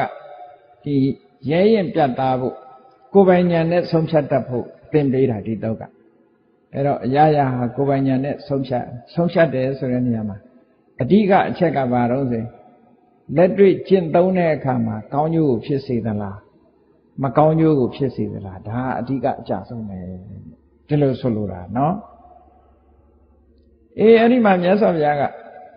အကုသိုလ်နဲ့ပတ်သက်ပြီးတော့လောဘဒေါသမောဟဒီသုံးမျိုးကိုရှင်းပြလောဘကလွှမ်းမိုးထားမယ်ဒေါသတွေလွှမ်းမိုးနေမယ်မောဟတွေလွှမ်းမိုးနေလောဘလွှမ်းမိုးတဲ့အခါမှာလိုချင်စိတ်တွေများပြီးတော့သူများတဲ့တတ်ခြင်းနဲ့တတ်မယ်သူများဥစ္စာခိုးခြင်းနဲ့ခိုးမယ်သူတစ်ပါးသားမယားစော်ကားခြင်းစော်ကားမယ်လိန်ပြောခြင်းနဲ့ပြောမယ်သူများကိုလည်းပဲဒီအလုပ်တွေတိုက်တွန်းခြင်းတိုက်တွန်းမယ်ဟုတ်မကောင်းတဲ့အလုပ်တွေကိုဒီလောဘလွှမ်းမိုးလာတဲ့ပုဂ္ဂိုလ်တယောက်ကမကောင်းတဲ့အလုပ်တွေဘက်ကိုဥလှည့်သွားတာဒေါသလွှမ်းမိုးခြင်းခံရတဲ့ပုဂ္ဂိုလ်ကလည်းပဲထို့တူပဲဒီဒုစရိုက်တွေဘက်ကိုဥလှည့်သွား မောဟဆိုတာတော့လှုပ်တဲ့နာနဲ့မလှုပ်တဲ့နာမသိဘူးမသိသည့်အတွက်ကြောင့်မလှုပ်တဲ့နာကိုလှုပ်တဲ့တယ်လို့ထင်တယ်လှုပ်တဲ့နာကိုမလှုပ်တဲ့ဘူးလို့ထင်တယ်ဆိုတဲ့မောဟလွှမ်းမိုးခြင်းခံရတဲ့ပုဂ္ဂိုလ်ကလည်းဒီတိုင်းပဲအဲ့ဒါလို့ဖြစ်တတ်တယ်တဲ့အဲ့ဒါကိုယ့်အကိုဆင်ញင်ဆုံးဖြတ်ကြည့်ရမယ်ဆင်ញင်သုံးသပ်ကြည့်လိုက်တဲ့အခါမှာအော်ဒီလှုပ်တွေကမကောင်းဘူးဆိုတာကိုသိလောဘလည်းမကောင်းဘူးဒေါသလည်းမကောင်းဘူးမောဟလည်းမကောင်းဘူးလောဘဒေါသမောဟရှိနေရင်လောဘဒေါသမောဟအကြောင်းပြုပြီးတော့ပါဏာတိပါဒလုပ်တယ်မှတ်နာပေါ့ရှင်ကလေးတကောင်ကိုယ်ကြိုက်လာလို့ရှိရင်ဒေါသဖြစ်ရင်ရိုက်လိုက်တာပေါ့မဟုတ်ဘူးလားလောဘဖြစ်တော့ကြက်မြင်တော့ကြက်သားစားခြင်းတော့တတ်လိုက်တာပေါ့လောဘဖြစ်ရင်လည်းမကောင်းတဲ့အလုပ်လုပ်တာပဲဟုတ်ကဲ့လားဒေါသဖြစ်ရင်လည်းပဲမကောင်းတဲ့အလုပ်လုပ်တာမောဟလုပ်ကောင်းတယ်မလုပ်ကောင်းဘူးမသိသည့်အတွက်ကြောင့်လည်းလုပ်တာအဲ့လိုလုံးလိုက်ပြီးတော့ဒုစရိုက်လုပ်ငန်းတွေလုပ်တော့ဆင်းရဲဒုက္ခတွေဖြစ်လာနိုင်တယ်ပေါ့အဲ့ဒါလို့ဖြစ်လာတယ်ဆိုလို့ရှိရင်ဒီအလုပ်တွေကမကောင်းဘူးလို့ဆိုပြီးတော့မြတ်စွာဘုရားစွန့်ပယ်ရမယ်တဲ့ဒါတွေဟာ tradition နဲ့ဆိုင်သလားပြန်စဉ်းစားကြည့်လိုက်မဆိုင်ဘူးသူများကပြာလာပြီးတော့သတင်းပေးတာနဲ့ရောဆိုင်သလား report နဲ့ဆိုင်သလားမဆိုင်ဘူး tradition နဲ့လည်းမဆိုင်ဘူး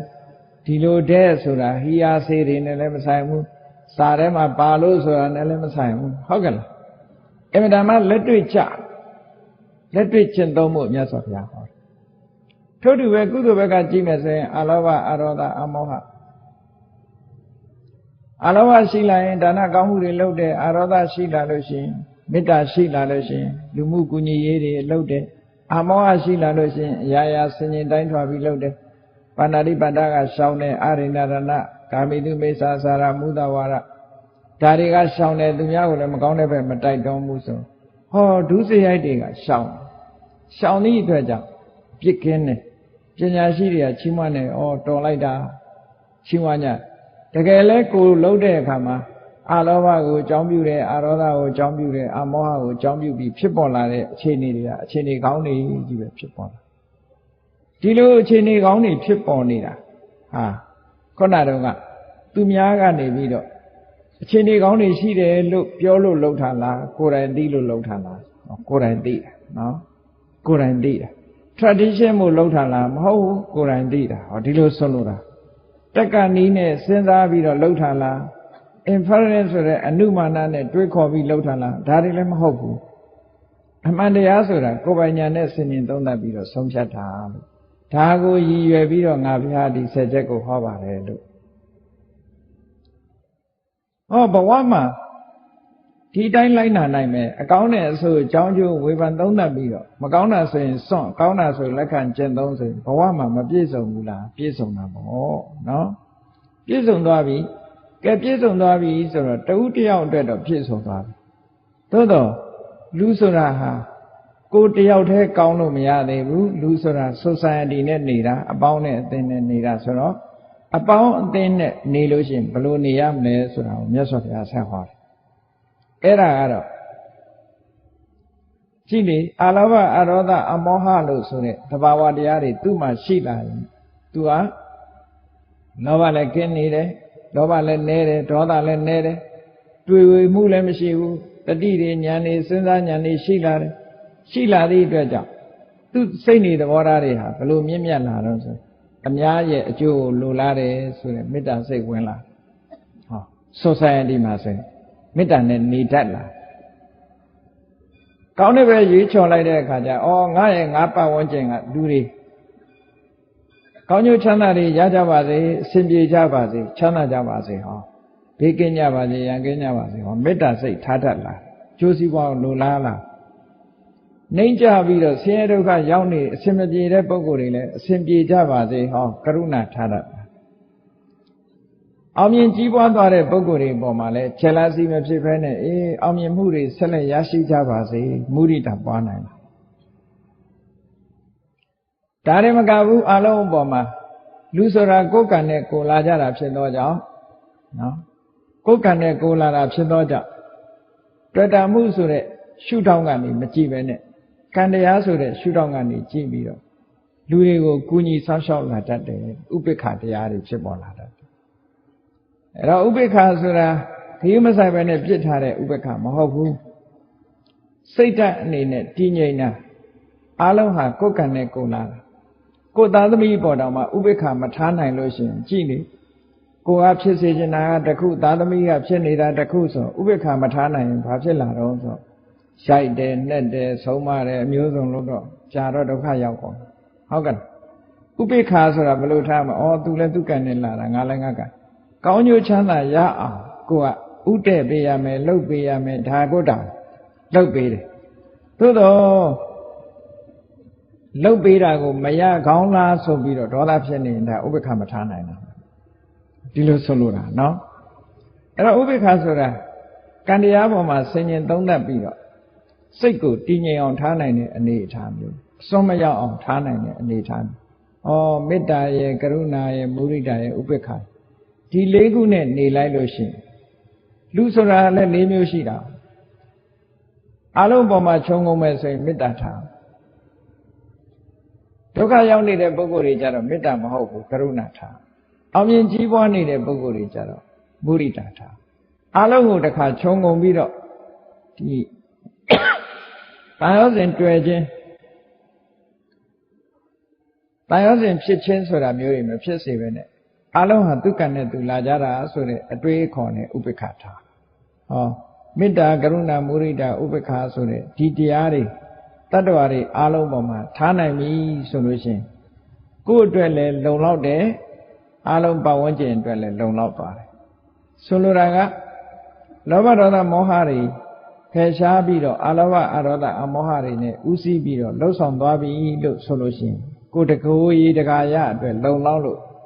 စိတ်ဖြူစင်သွားပြီမေတ္တာကရုဏာမုဒိတာဥပိ္ပခာထားနိုင်လို့ရှိရင်အများကောင်းကျိုးအတွက်ဖြစ်စေပြီဘဝမှာကိုကျိုးသူကျိုးနှမျိုးပြည့်စုံသွားပြီလို့ဒီလိုပြောတာဒီတော့တာကဲအဲ့ဒါလို့ society ပေါ်မှာမေတ္တာကရုဏာမုဒိတာဥပိ္ပခာထားနိုင်ပြီလို့ဆိုတဲ့အခါကျတော့ပြဿနာကြံသေးသလားလို့ဆိုမဖြေရှင်းနိုင်တဲ့ပြဿနာတစ်ခုကြံသေးတယ်ဘာလဲကိုယ်တိုင်ကမဆုံးဖြတ်နိုင်လို့နောက်ဘဝဆိုတာရှိသလားမရှိဘူးလားဆိုတော့ကိုယ်မဆုံးဖြတ်နိုင်ဘူးဒါမှန်တယ်လေမြင်ရတာမှမဟုတ်တာဟုတ်ပြီးပြီးတဲ့နောက်ဘာဖြစ်မလဲဆိုတာကိုယ်တိုင်မဆုံးဖြတ်နိုင်ဘူးမဆုံးဖြတ်နိုင်တဲ့အခါကျတော့မြတ်စွာဘုရားကအဲ့ဒါအကြံဉာဏ်ဒီဆုံးမဩဝါဒပေးတာအဲ့ဒါလို့မဆုံးဖြတ်နိုင်တာကြတော့တေချာတာကိုလုပ်ဆိုပြီးတော့ဒီတုတ်တံမှာချက်၄ချက်ဟာကိုယ့်အတွက်တတ္တရာရမယ်အချက်၄ချက်ဒီဘဝမှာကောင်းအောင်နေခြင်းဖြင့်ကိုယ့်ဘဝမှာနောက်ဘဝအတွက်နောက်ဘဝအရေးစိတ်အေးရမယ်အချက်၄ချက်ကိုမြတ်စွာဘုရားဟောတာဟုတ်မဟုတ်စဉ်းစားကြည့်ကောင်းပြီအခုလို့စိတ်ဓာတ်ဖြူစင်းနေတဲ့ပုဂ္ဂိုလ်တရားတချို့ဘာသာရေးဆရာဟောတယ်ဓမ္မလွန်လောကမရှိဘူးလို့ဟောတယ်တချို့ကရှိတယ်လို့ဟောတယ်ကဲအဲ့ဒီနှစ်ခုကြားမှာဘယ်လိုနေမလဲဆိုတော့မြတ်စွာဘုရားဒီဘဝမှာကောင်းအောင်လို့ခုနမေတ္တာနဲ့နေမယ်ကရုဏာနဲ့နေမယ်မုဒိတာနဲ့နေမယ်ဥပိ္ပခာနဲ့နေမယ်အများအတွက်ကိုယ်တိုင်က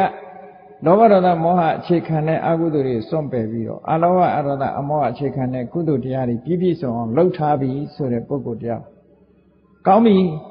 ကိုယ်ဘဝမှာဖြူစင်းနေတယ်အဲ့ဒီဖြူစင်းနေတဲ့စိတ်ရှိတဲ့ပုဂ္ဂိုလ်ဟာတမလွန်လောကမရှိဘူးဆိုတဲ့ပုဂ္ဂိုလ်ကြီးပြောတဲ့စကားအရအကယ်၍တမလွန်လောကမရှိလေဘာပူစရာလို့လဲဒီဘဝမှာလူကောင်းမယ်ဟုတ်ကဲ့တမလွန်လောကမရှိလေဒီဘဝမှာသူကလူကောင်းကဲတမလွန်လောကရှိပြီဆိုရင်တော့ဟိုဘဝမှာချမ်းသာတဲ့ဘဝရောက်သွားမှာဟောနှစ်ခုစိတ်တတရာမရပေဘူးလားဘယ်ဘက်ကကြည့်သူ့အတွက်ကလုံလောက်နေပြီဟုတ်ကဲ့ဒီဘဝမှာကောင်းအောင်နေသည့်အတွက်ကြောင့်တမလွန်လောကရှိတယ်ဆိုရင် okay နောက်ဘဝငါကောင်းတဲ့ဘုံရောက်မှာပဲတမလွန်လောကမရှိဘူးဆိုလဲဘာကိစ္စရှိလဲငါဒီဘဝမှာလူတော်လူကောင်းကိုယ့်ကိုယ်ကိုချမ်းချမ်းသာသာနဲ့ဟောထိမ့်သိမ်းဆောက်ရှောက်သွားနိုင်တယ်ဟောတတ္တရာနှစ်ခုရနောက်အကုသိုလ်ဆိုတာမရှိဘူးအကုသိုလ်ဆိုတာလုံးလို့မရဘူးဆိုတဲ့ပုဂ္ဂိုလ်ကတူလုံးလို့ရတယ်ဆိုတာနဲ့တူဆိုလို့ရှိရင်ကဲလုံးလို့မရဘူးဆိုတဲ့ပုဂ္ဂိုလ်ရငါကိုယ်တိုင်ကလုံးလို့မရဘူးဆိုရင်ငါကိုယ်တိုင်ကမှအကုသိုလ်မလုပ်တာအကုသိုလ်မလုပ်ရင်အကုသိုလ်အကျိုးဘယ်လိုလုပ်လာမလဲဟောတတ္တရာက ကဲလုံးလို့မရဘူးဆိုရင်ငါလည်းလုံးမှမလုံးထားမလုံးသည့်အတွက်ကြောင့်အကုသိုလ်ကငါစီမရောက်နိုင်ဘူးနှစ်ဖက်စလုံးသူ့အတွက်ကအကုန်လုံးတေချာပေါက်ကြည့်တယ်မလုံးချင်းကြောင့်လည်းအကုသိုလ်မရဘူးလုံးမဖြစ်ချင်းကြောင့်လည်းသူ့အကုသိုလ်မဖြစ်ဘူးဟုတ်ကဲ့အဲ့တော့လေးဘက်လေးထံကတတ္တအားရတယ်ဒီသေးချာတဲ့ဤစနစ်ကိုလိုက်နာကျင့်သုံးရမယ်လို့မြတ်စွာဘုရားဒီကာလမတ္တုကိုဒီလိုဟောလိုက်တာတန်တရားရှိနေတဲ့ပုဂ္ဂိုလ်တွေကိုအေးမင်းတို့ငါပြောတာနားထောင်ငါတရားမှအမှန်ကြံတဲ့လူတွေတရားအမှားလို့ဒီလိုသာသွားပြောရင်ဟိုလူတွေကတန်တရားပိုးဖြစ်သွားမှာပဲ။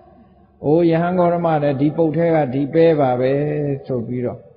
သူကလည်းသူ့ကွာရကောင်းကောင်းပြောသွားတာပဲလို့ဒီလိုပြောခံမှာဟုတ်ကဲ့အခုကျတော့မြတ်စွာဘုရားကအလွန်လိမ္မာပန်းတတ်ပြီးဆုံးမသွားတဲ့အခါကျတော့ဘုရားကကိုယ်ဝါဒပြောသွားတယ်လို့မထင်ရဘူးတကယ်တော့မြတ်စွာဘုရားဟာကိုဟောနေကြတရားဟောတော်တာပါပဲအကုသိုလ်တွေရှောင်ဖို့ကုသိုလ်တွေဆောင်ဖို့မေတ္တာကရုဏာမုဒိတာဥပေက္ခတရားတွေပွားများအထောက်ကြဖို့လို့ဆိုတယ်ဒီအခြေခံတရားတွေကိုကာလမအမျိုးသားတွေကိုဟောသွားတော့အမှန်တမ်းသဘောကျပြီးတော့သူတို့ကနောက်ဆုံးဗုဒ္ဓဘာသာအဖြစ်ကိုခံယူကြတယ်တဲ့ဒါကကာလမတုတ်တံအနှစ်ချုပ်အနေနဲ့ဘုန်းကြီးတို့ရှင်းလင်းဟောကြားတာဖြစ်ပါတယ်ဒါကြောင့်မို့တရားချစ်ခင်သူတော်စင်ပြိဿအပေါင်းတို့ဒီကာလမသုတ်တံရဲ့အနှစ်ချုပ်ကိုကြည့်မယ်ဆိုရင်မြတ်စွာဘုရားကအမှန်တရားကိုရှာဖွေတဲ့အခါမှာတဆင်ကြားစကားနဲ့လည်းမရှာနဲ့ tradition ဆိုတဲ့အစဉ်အလာနဲ့လည်းမရှာနဲ့လူပြောသူပြောဒီလိုတဲ့ဆိုတာနဲ့လည်းမရှာနဲ့စာထဲမှာပါတယ်ဆိုတာနဲ့လည်းမရှာနဲ့နော်မဆုံးဖြတ်နဲ့စာထဲမှာပါတယ်ဆိုတာနဲ့လည်းမဆုံးဖြတ်နဲ့logic နည်းနဲ့လည်းမဆုံးဖြတ်နဲ့အနုမာနအတွေးခေါ်မျိုးနဲ့လည်းမဆုံးဖြတ်နဲ့ကြောင်းကျိုးဆင်ញင်တဲ့နည်းနဲ့လည်းမဆုံးဖြတ်နဲ့ငါယူဝါဒနဲ့ကိုက်ညီတယ်ဆိုတာနဲ့လည်းမဆုံးဖြတ်နဲ့ဖြစ်နိုင်ခြေရှိတယ်ဆိုတာနဲ့လည်းမဆုံးဖြတ်နဲ့တို့ဆရာပြောတဲ့စကားဆိုတာနဲ့လည်းမဆုံးဖြတ်နဲ့ကိုယ်ပိုင်ညာနဲ့သိပြီးတော့ဆုံးဖြတ်ပါတဲ့ဆုံးဖြတ်လို့လက်ခံကျင့်သုံးလို့အပြစ်ရှိလို့လက်ခံကျင့်သုံးရင်မကောင်းကျိုးတွေကိုပေးမယ်ဆိုရင်ချက်ချင်းသိတဲ့အချိန်မှာချက်ချင်းစွန့်လိုက်ပါလက်ခံကျင့်သုံးလို့ကောင်းကျိုးချမ်းသာကိုရမယ်ဆိုရင်ချက်ချင်းကျင့်သုံးပါအဲ့ဒါလို့မကောင်းတာတွေကိုစွန့်ပယ်ကောင်းတာတွေကိုကျင့်သုံးပြီးတဲ့အခါမှာအလုံးအတွက်မှာမေတ္တာကရုဏာမုဒိတာဥပေက္ခလို့ဆိုတဲ့ပုဂ္ဂိုလ်လိုက်ပြမစိုးတရားများပွားများအားထုတ်ပြီးတော့နေပါအဲ့လိုအားထုတ်ပြီးတော့နေလို့ရှိရင်နောက်ဘဝရှိသည်ဖြစ်စေမရှိသည်ဖြစ်စေအကုသိုလ်ကံရဲ့အကျိုးရှိသည်ဖြစ်စေမရှိသည်ဖြစ်စေဘာမှစိတ်ပူစရာမရှိပါဘူးလို့မြတ်စွာဘုရားဒီလိုဆုံးသတ်ဟောကြားခြင်းဖြစ်ပါတယ်။ဒါကြောင့်မို့တရားချစ်ခင်သူတော်စင်ပြိဿတို့ကာလမသုတ်တံအတိုင်းမြတ်စွာဘုရားဟောကြားတဲ့ဆုံးမဩဝါဒတရားကိုနာယူပြီးတော့မိမိတို့ဘဝမှာတကယ်ဆင်ញင်စဉ်းစားရမှာကအပြစ်ရှိတဲ့အရာလားအပြစ်မရှိတဲ့အရာလားအကုသိုလ်လားကုသိုလ်လားပညာရှိတွေကဲ့ရဲ့တဲ့အရာလားပညာရှိတွေချီးမွမ်းတဲ့အရာလားလက်တွေ့ကျင့်သုံးလို့ရှိရင်ကောင်းကျိုးချမ်းသာကိုပေးတတ်သလားဆင်းရဲဒုက္ခကိုပေးတတ်သလားဆိုတဲ့ဒီအတိုင်းတာတွေနဲ့ဆင်ញင်သုံးသပ်ပြီးကိုယ်ပိုင်ဉာဏ်ဖြင့်ဆုံးဖြတ်ကလက်တွေ့လိုက်နာကျင့်သုံးကြရမှာဖြစ်တယ်လို့ကိုယ်စီသဘောကျပြီးတော့ကျင့်ကြံကြိုးကုပ်အားထုတ်နိုင်ကြပါစေကုန်သတည်း